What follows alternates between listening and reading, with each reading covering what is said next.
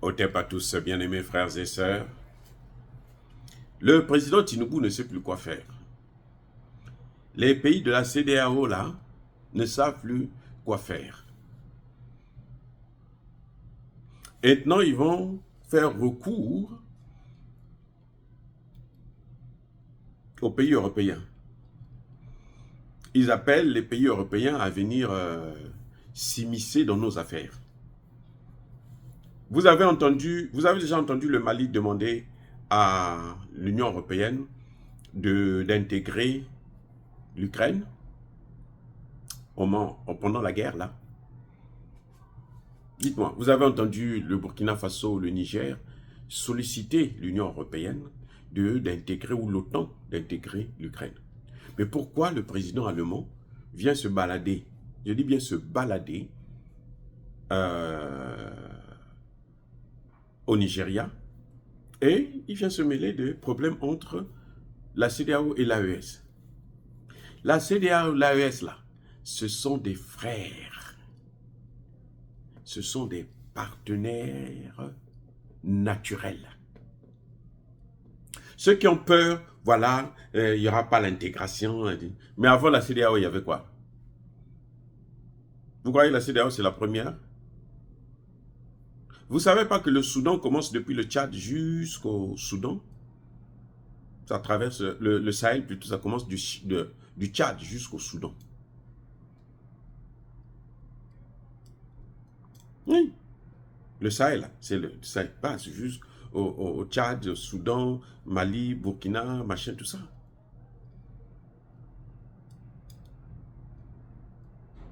Et le Soudan lui-même, c'était quoi? Ça s'étendait jusqu'au Tchad et jusqu'au Sénégal. Bref, je suis surpris. D'abord, c'est Tinubu qui se rend en France, aller voir son mentor, son maître, Emmanuel Macron, qui a déjà son pays par terre, complètement par terre, ingouvernable. Au moment où je suis en train de vous parler, il y a déjà, les gens sont en train de préparer une motion de censure. Macron est en train de voir encore comment il va dorloter, manipuler Marine Le Pen pour lui baiser la gueule, et puis après, repartir encore dans les mêmes choses. Non, Tinubu revient, dans ses valises, il a le président allemand qui s'amène. Et lui aussi veut demander à l'AES, les pays de l'AES, de revenir. Hey, les amis, quand vous voyez comme ça, là, quand vous voyez les Occidentaux se battre pour que les 3 pays de l'AES là reviennent dans la CEDEAO, c'est que ce n'est pas bon pour les pays de l'AES d'abord, mais ce n'est pas bon aussi pour les pays de la CEDEAO. C'est-à-dire le Sénégal, la Côte d'Ivoire, le Nigeria, Bénin et autres. Ce n'est pas bon pour eux. Les amis, ce n'est pas moi qui le dis, c'est la leçon qui nous avait été attribuée, donnée, enseignée par le grand Sékou Touré. Quand je vois Doumbouya danser comme ça, là, faire le ridicule, je me dis, mais est-ce que celui-là, c'est vraiment un Guinéen? Parce qu'un vrai Guinéen, là, il ne réfléchit pas comme ça. Un vrai Guinéen, là. Mais, attendez. Mais Alpha Condé, on peut le reprocher tout ce qu'on veut, mais quand même, il parlait. Vous voyez, c'est-à-dire que Sékou Touré nous avait bien dit, si vous voyez les Occidentaux, là, féliciter un dirigeant africain, c'est que ce dirigeant-là n'est pas bon. Féliciter un projet, c'est que ce projet-là n'est pas bon, on va aller se casser la figure. C'est aussi simple que ça. C'est-à-dire qu'on n'a pas besoin de se compliquer, pourquoi ils vont s'attacher à ça? Pourquoi c'est devenu leur affaire? C'est comme si c'était une affaire entre l'AES et l'Union européenne. L'AES n'est pas dans l'Europe. Ce n'est pas une partie du territoire européen. Comme l'Allemagne ne fait pas partie du territoire africain, du Sahel. L'Allemagne n'est pas dans le Sahel, nous dans l'Afrique de l'Ouest. Encore que, en Afrique de l'Ouest, là, Il y a des pays qui ne font pas partie. La Mauritanie, par exemple, c'est l'Afrique de l'Ouest. Les amis, soyons un peu sérieux. Soyons sérieux. Je ne comprends pas l'attitude de la Côte d'Ivoire, du Sénégal, du Bénin, du Togo, du Niger, même le grand Nigeria. Oh là là, le grand Nigeria. Ah, l'Afrique. Même le Nigeria. Mais jusqu'à quand on va nous taper et on va continuer à donner nos têtes? C'est-à-dire qu'on vient, on te gifle, tu donnes l'autre jour, on te gifle encore à gauche, tu donnes la droite, on gifle à droite, tu donnes encore la gauche, ainsi de suite. Mais jusqu'à quand ça va se terminer? On a vu comment ils ont fait pour la Libye ici. Ils ont dit qu'ils devraient nous apporter la démocratie en Libye. Où est ça, la démocratie? Ce qu'ils nous ont laissé là, c'est le terreau. C'est l'instabilité, c'est la déstabilisation chronique. Le Mali, le Burkina, le Niger sont obligés d'investir beaucoup d'argent pour l'armement. On a encore des soldats qui meurent juste parce que l'héritage qu'on a reçu de ces Européens-là n'est pas encore effacé. Et ces pays de la CEDEAO, personne ne se dit, mais attendez, les Européens qui nous font pression là, pourquoi ils font cette pression là? Ce sont eux qui nous ont amenés dans cette situation. L'AES est sorti à cause de l'Union européenne et des États-Unis. L'AES est parti de la CEDEAO à cause de l'Union européenne et des États-Unis. C'est ça le problème. Il n'y a pas autre chose. Sinon, le Mali, le Burkina, le Niger ne seraient jamais sortis de la CEDEAO. Et ils sont sortis à cause de l'OTAN. Pour deux raisons. La première, c'est que c'est l'OTAN qui a détruit la Libye et qui a pris ce qu'eux ils appellent djihadistes ou rebelles, armés, modérés et autres. Ce sont eux qu'on les appelle pour venir faire la guerre maintenant dans le Sahel. Ça, c'est la première raison. La deuxième raison, c'est que quand les pays décident maintenant de prendre leur destin en main, à travers des soldats dignes et responsables, au Mali, au Burkina et au Niger, c'est l'Europe et les États-Unis qui dictent le comportement de la CEDEAO, qui dictent les sanctions qu'il faut prendre. Et pas seulement la France, c'est-à-dire que c'est toute l'Union européenne là, et les États-Unis, et l'Angleterre. Donc c'est l'OTAN en fait qui dit la CEDEAO doit se comporter comme ceci vis-à-vis de ces trois pays. Voilà les deux raisons fondamentales. Voilà les deux raisons fondamentales.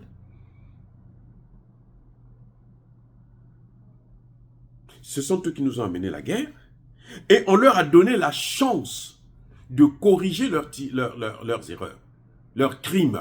Ce n'est pas des erreurs, ça ce sont des crimes. Parce qu'ils sont venus avec Balkan, ils sont venus avec les Nations Unies, la MINUSMA, ils sont venus avec... Mais alors, c'est plus de 20 000 militaires. Ils n'ont même pas pu arrêter un seul terreau. Même pas un seul. Les grands là, c'est maintenant qu'on est en train de voir comment ils se font massacrer. Et qu'est-ce qui se passe? Quand on les chasse, on voit que, bon, ça commence à aller un peu mieux. Mais les autres pays de la CEDEAO ne voient pas les progrès qu'ils sont en train de faire. C'est pas fini, oui, c'est vrai, c'est pas fini. Mais ils sont en train de faire des progrès. On est en guerre. C'est pas gratuit, c'est pas facile. Et ils insistent. Et ces pays-là, le reste de la CEDEAO, ils ne réfléchissent même pas, ils ne se posent pas la question de savoir, mais attendez, eux ils se sont plaints parce que ce sont eux qui prennent les décisions. Pourquoi on va laisser le président de l'Allemagne venir au Nigeria, venir parler de l'AES? Ben, c'est la meilleure façon de tourner le dos à l'AES, à la CEDEAO. C'est la meilleure façon. C'est-à-dire que si les pays de l'AES reviennent encore vers la CEDEAO, c'est que ces dirigeants-là, ils sont des criminels. C'est que ça dit que ce sont des criminels. Il n'y a pas d'autre mot. C'est la très très haute trahison. de reprendre l'AES, revenir encore dans la CEDEAO, quel que soit ce qu'on va leur présenter comme avantage. Parce qu'au final, ce sont ces pays qui seront encore colonisés, comme l'est justement le reste des pays de la CEDEAO. Que ce soit le Sénégal, que ce soit le Bénin, que ce soit le Togo, que ce soit le Nigeria et les autres, ce sont des colonies. Ce sont des colonies de l'Occident. Et ça ne peut pas continuer comme ça. Et nous avons tous salué tout le continent africain, toute la jeunesse africaine a salué la décision de ces 3 pays de sortir de la CEDEAO. Revenir, ce serait pire qu'une trahison. Ce serait du jamais vu. Et il faut que nos populations sachent que si nous soutenons l'AES, ce n'est pas parce que nous haïssons nos frères de la CEDEAO. Non, c'est pas ça. C'est parce que c'est l'AES là, c'est l'avenir là, de l'AES qui est de l'Afrique de l'Ouest et de l'Afrique tout entière qui est là. Si l'AES réussit, la CEDEAO là, les pays qui sont dans la CEDEAO là, vont être libérés aussi. Ça va de soi. Si l'AES réussit. C'est pour ça qu'ils font tout pour que l'AES ne réussisse pas. C'est pour ça qu'ils sont en train d'infiltrer même nos gouvernements. Vous avez dans des ministères là, au Mali, au Burkina, au Niger, vous avez des gens qui sont en train de pousser. Allez, toi, tu vas là-bas. Un directeur, un conseiller, un ceci. Et puis, pour essayer d'assouplir un peu, descendre la pédale un peu, machin, tout ça. C'est pour ça que vous voyez vous entendez parler maintenant du report. Hein? On va différer le délai. On va donner encore plus de temps de réflexion. Ce qui n'est pas prévu dans aucun texte. Donc, la CEDEAO passe tout son temps à violer les textes du droit international et même de la CEDEAO, parce qu'il n'y a aucun texte qui prévoit des sanctions comme ils l'ont fait, parce que ces sanctions qu'ils ont prises là, contre le Mali, un pays enclavé, ce sont des sanctions inhumaines. Ça ne se fait pas, les amis. Mais ils ont fait ça quand même parce que les Européens leur ont demandé. Et ça, ils ne réfléchissent toujours pas. Ils ne peuvent pas se dire que non, mais attendez, mais on a assez fait avec ces gens-là. On les a assez fait souffrir. Laissez-les d'abord, on va voir. S'ils vont se casser la figure, on va leur dire, mais voyez, vous vous êtes cassé la figure, revenez vers nous. Parce que nous, on est en train d'avancer. C'est ça le problème. Parce qu'aujourd'hui, nous avons 2 institutions en Afrique de l'Ouest.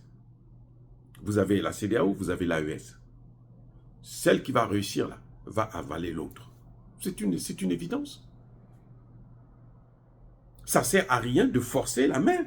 Si vous forcez, c'est que vous avez des intérêts contraires aux intérêts de ceux qui ont décidé de partir. Et ça, personne en Afrique ne va vous soutenir. En tout cas, pas au sein de la jeunesse. Ce sont des politicards qui le feront. Ou les politiciens véreux, les larbins de l'Occident qui vont le faire. Mais les gens sérieux ne le feront pas. Non, je suis désolé, mais ça ne passera pas ici. Donc, je crois que le président allemand n'a qu'à repartir en Allemagne pour gérer l'Allemagne qui est en train de se désindustrialiser. Ce n'est pas en Afrique qu'ils vont le faire. Vous comprenez? Ce n'est pas en Afrique qu'il va venir chercher l'industrialisation de son pays. Ce n'est pas nous qui avons désindustrialisé l'Allemagne. Ce sont les États-Unis, avec cette guerre en Ukraine. Et ce sont les erreurs de ces dirigeants, avec Angela Merkel, qui a boycotté les accords de Minsk. Oui, pour préparer cette guerre que nous sommes en train de voir là en Ukraine. Donc, monsieur le président de l'Allemagne, allez vous faire cuire un œuf. Nous, on s'en fout de vous et on n'a pas envie de vous voir chez nous. Autant vous nous chassez chez vous, autant nous sommes des immigrés, alors repartez chez vous, ne venez pas. Laissez-nous avec notre misère. Nous voulons rester là, avec notre misère, dans l'AES là. Nous sommes malheureux, laissez-nous avec notre misère.